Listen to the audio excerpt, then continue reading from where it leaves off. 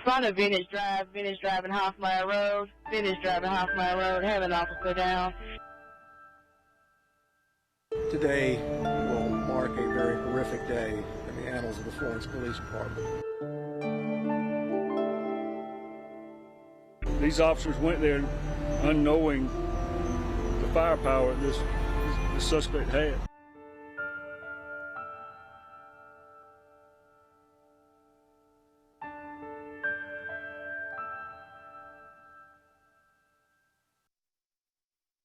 Exactly 6 months ago, we were starting WNBF News at 6 with breaking news. The news, law enforcement officers had been shot. Now, at that point, details were limited, but over several hours, we learned 7 officers were shot during an ambush in the Vintage Place neighborhood. Florence Police Sergeant Terrence Caraway and Florence County Sheriff's Office investigator Farrah Turner both died. Now today, 6 months later, 3 of those police officers hurt in the shooting are back at work at the Florence Police Department. That's where we find WNBF News Florence reporter Nia Watson live right now after speaking with the chief of police about what it means to have those officers back. Nia, good evening. Eric, Florence Chief of Police Alan Hyler says there's no way to describe the level of emotion he feels today, thinking back to that day of the shooting and realizing how far his officers have come. Live in Florence, Nia Watson, WNBF News. Rising rivers overtaking roadways, the impacts of Florence felt well after the storm left our area, causing problems that could last for years. Today I learned why utility workers are scrambling to protect this coal ash pit from the rising Waccamaw River. The health risk associated with this chemical waste if the floodwaters rush in, ahead on WNBF News at 6. It's a story we're hearing time and time again in the aftermath of Florence. People who have just recovered or are still recovering from Hurricane Matthew preparing to lose their homes again. How they're saving what they can as creeks, rivers, and the Intracoastal Waterway keep rising. And our live team coverage across our area doesn't stop there. Aaron Ladd in Lumberton, where he was on a rescue boat as 2 people and a dog were brought to safety. Nia Watson reporting in Darlington County tonight, where the Sunoco paper mill complex flooded. Others in the community are feeling the impacts now. And First Alert Chief Meteorologist Jamie Arnold in Socastee by the Intracoastal Waterway. He starts our coverage at 6 with how high the water is going to get there and in rivers across our area. Jamie? We're going to have more on the rest of the rivers, the Waccamaw River, the Lumber River, and the Petey Rivers coming up. For now, though, we'll send it over to Robert with thankfully what continues to be a drier forecast. Robert. Yeah, we do continue to see improvements here. It's not completely rain-free tonight, but the downpours we're seeing, they are small. In fact, they are not as widespread as we saw yesterday evening, and they aren't going to cause any additional flooding problems. And Robert, we have new details at 6 regarding the possibility of drinking water being contaminated because of a coal ash pond and rivers flooding. Santee Cooper says hundreds of thousands of tons of coal ash piled at the old Granger facility. Aaron Edwards tells us what kinds of risks there are and what's being done to stop the pollution. Santee Cooper has been working to remove the coal ash pile over here since 2014. There's still 200,000 tons of it over there, and they're worried that flooding from the Waccamaw River could reach that pile. Reporting in Conway, Aaron Edwards, WNBF News. And right now, let's take a live look at US 501 at University Boulevard, backed up as people work to get into and through downtown Conway, backed up as far as the eye can see. If you can avoid this area, you're going to want to do that. Our Patrick Lloyd has been stuck in that traffic, in fact, for more than 2 hours this evening. This is all caused by the closure of 501 bypass going in the same direction. And that's because South Carolina Department of Transportation and the South Carolina National Guard are working to build that barrier as part of a flood prevention project. During a media briefing this afternoon, officials with SCDOT announcing the project is 75% complete. They expect the barrier to be complete tomorrow by noon, they say, and officials hope this wall will help prevent the rising Waccamaw River from flooding this important route through Horry County. They also discussed the likelihood Highway 501 will also flood in Gallivan's Ferry, which could also cut off Horry County. Officials expect that portion of the roadway to be overwhelmed by water either Thursday or Friday. We have breaking news at 6 o'clock. A temporary berm created by sandbags under the CSX tracks in Lumberton has been breached now. This is behind the West Lumberton Baptist Church on West 5th Street in Lumberton. You're looking at video of when crews were piling up the sandbags to try and stop the water, and now it's been breached. Authorities want to be clear, though, the levee around the city is structurally sound, as are the other dams in Robeson County. And this is just a temporary berm that has been breached. We have new details now on the aftermath of Hurricane Florence in the PD. In Darlington County, rising water levels have flooded the Sunoco paper mill complex in Hartsville. Some people who live in that area also feeling its impact tonight.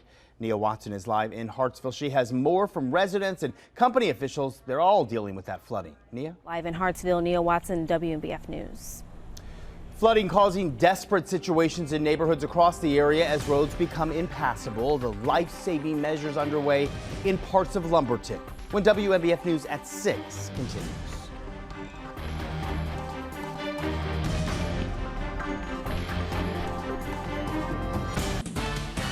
Live, local, late breaking. This is WNBF News at 6. It's had a new owner for about 2 months now, but we're now learning former Myrtle Beach Mayor John Rhodes is the man behind the purchase of the former Freestyle Park. I talked to him about his plans just ahead.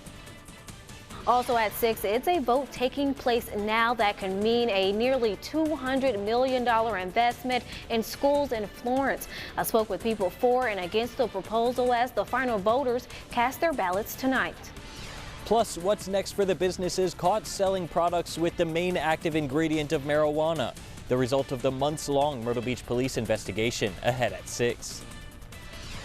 But first, we got to check your forecast this evening featuring, well, not bad temperatures. Pretty mild today. Another round of 60s, but you've noticed. Have a look ahead to a better chance of rain and a significant drop in temperatures heading our way. That's here in a few more minutes.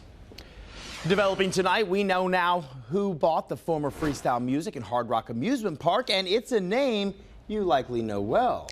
Former Myrtle Beach Mayor John Rhodes bought the abandoned property for just over $3.5 million in December. And WNBF News was the first to break the news to you this morning. That was in a push alert from our app. Aaron Edwards joins us live from that abandoned park tonight after speaking with Rhodes about its future. Aaron, good evening. Good evening, Eric and Meredith. Mayor John Rhodes says he was drawn to this area because of the close proximity to Grissom Parkway, 501 and 17. Now for what he'll do for this area, he says he has a few ideas. As for a timeline for this project, Mayor Rhodes says he's in no rush to make a decision. And we did just learn in the past few hours that the fire here on Sunday night has been deemed suspicious.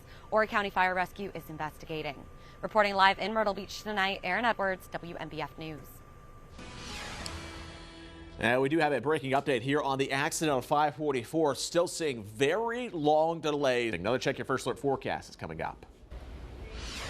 Happening right now, people in Florence have just 1 more hour to vote on a controversial referendum that would help build new schools and improve old ones. For the past 11 hours, voters across Florence School District 1 voted yes or no to the $198 million proposal. WNBF News Florence reporter Nia Watson has been at the polls all day. And Nia, you spoke with both people voting for and against this referendum. What'd they say? Alfred says results should be in around 9 to 9, and of course WNBF News will keep you updated as any new information comes along. Live in Florence, Nia Watson at WNBF News. And this just in at 6 o'clock, a grant from the state could help save the Ingram Dunes in North Myrtle Beach. In just the last 30 minutes, the city confirmed the State Conservation Board approved a $510,000 grant to put toward purchasing the land. The city and a group called Save Ingram Dunes is working to secure $3.1 million to purchase that property. So far, a total of $1.11 million has been raised. Now, if they fall short, new homes could be built there. In July of last year, we told you about how the Myrtle Beach Police Department was going to start testing products sold in the city for THC levels. That investigation has gone forward and the test results are in. Patrick Lloyd joins us live in Myrtle Beach now. And Patrick, Police Chief Amy Prock says some products tested positive for THC. That's right, Meredith. All right, we are going to send things back to the studio now where Christina Loeb is. Christina was at today's Myrtle Beach City Council meeting where another item was discussed, proposed changes to the hospitality tax. So, Christina, how would this affect our viewers? Well, that's right, Patrick. The Myrtle Beach City Council today approved the first step to increase the city's current accommodation tax from 0.5% to 3%. In the studio, Christina Loeb, WNBF News. Myrtle Beach Area Chamber of Commerce has been under new leadership for about 6 months now. And with new leadership, obviously, comes change. WNBF News reporter Marissa Tansino joins us live in the studio now. And Marissa, you spoke with new Chamber CEO Karen Reardon about transparency. That's been a new focus in her role. Yeah, that's right, Eric. One of the things she told me when I sat down with her today. And I also spoke with some small business owners who say they think Reardon's new leadership is a fresh start and they look forward to what she'll bring in the future. Live in the studio, Marissa Tansino, WNBF News. Live, local, late breaking. This is WNBF News at 5. Florence County Sheriff Kenny Boone faces embezzlement and misconduct in office charges after he was indicted by a state grand jury. Governor Henry McMaster has suspended Boone and replaced him with former Florence County Sheriff Billy Barnes. We continue our live team coverage in Florence County. That's where WNBF News anchor Audrey Bisk joins us outside the sheriff's office. Audrey? Yeah, Eric and Meredith, we've been following these developments all day long for you. Now, let's take you back to this morning when the State Law Enforcement Division arrested Boone without incident. And the State Attorney General's office handed down this indictment to Boone April 17th. It claims Boone used both county and federal funds allocated to the Florence County Sheriff's Office for his own personal use. The Florence County Sheriff's Office says it brought the allegations to the State Law Enforcement Division, which is now investigating this case. When Sheriff Boone appeared in court just about 2 hours ago, he walked inside quietly without handcuffs in a Florence County Sheriff's Office polo. WNBF News reporter Nia Watson joins us live from outside the Richland County Courthouse now with what happened during that hearing. Nia? Live in Columbia, Nia Watson, WNBF News. And Nia, within the past hour here, we listened into a press conference outside the Florence County Sheriff's Office with the new interim sheriff appointed by Governor Henry McMaster. His name is Billy Barnes. He was actually the former sheriff. He ended his career term here in Florence back in 1993. That appointment came in the form of an executive order from the governor when he suspended Sheriff Boone. Now, William Barnes, known as Billy Barnes, previously served as sheriff from 1974 to 1993. He was appointed in the wake of these accusations. He says in his tenure, he developed a very close relationship with Sheriff Boone. I'm shocked and I'm extremely disappointed by what's happened today. We're all shocked. I've known Kenny Boone since he was a young deputy. I gave him his first job in law enforcement. I've always considered him my friend and an outstanding law enforcement officer. I don't know what happened with Kenny to bring us to this point, but I've always firmly believed that nobody is above the law. When people break the law, regardless of who they are, they need to be held accountable. Multiple deputies from the Florence County Sheriff's Office are sharing this statement with their Facebook friends. It says, quote, "I would like to let all my family, friends, and acquaintances know that the men and women at the Florence County Sheriff's Office are here to work hard for the citizens of Florence County. Many months ago, members of the command staff at the Sheriff's Office noticed inappropriate things that were being done and reported this to Chief Deputy Glenn Kirby, who then contacted SLED to request a full investigation. The command staff at the Florence County Sheriff's Office has been on top of this situation for many months, cooperating fully with SLED. I will not take part in any discussion about this incident on any social media. If you would like to talk with me about it, you can give me a call and I will do my best to answer your questions. Thank you," from a proud member of Florence County Sheriff's Office. Now, today I also spoke with Florence County Council Chair in the wake of all of this. His name is Waymond Mumford. He was nice enough to, give his reaction in light of all of this, even with SLED investigating and the South Carolina Attorney General's office, who was prosecuting this case of Boone. Now, Florence County Council Chairman Waymond Mumford tells me that he's worked alongside Kenny Boone the past 20-plus years. The news of Boone's indictment hits close to home for him, being a longtime friend and having a close working relationships with the Sheriff's Office and County Council. Waymond Mumford has prior experience in law enforcement himself. He served as the Florence City Police Chief back 20 years ago. He says Boone no longer serving as the Florence County Sheriff's Office is a disappointment for him. It came as a shock when we got word this morning. I was in another meeting and received the information and just couldn't believe it. But you know, things like this happens. Just sad when something like this does happen, especially when it's someone so close to you.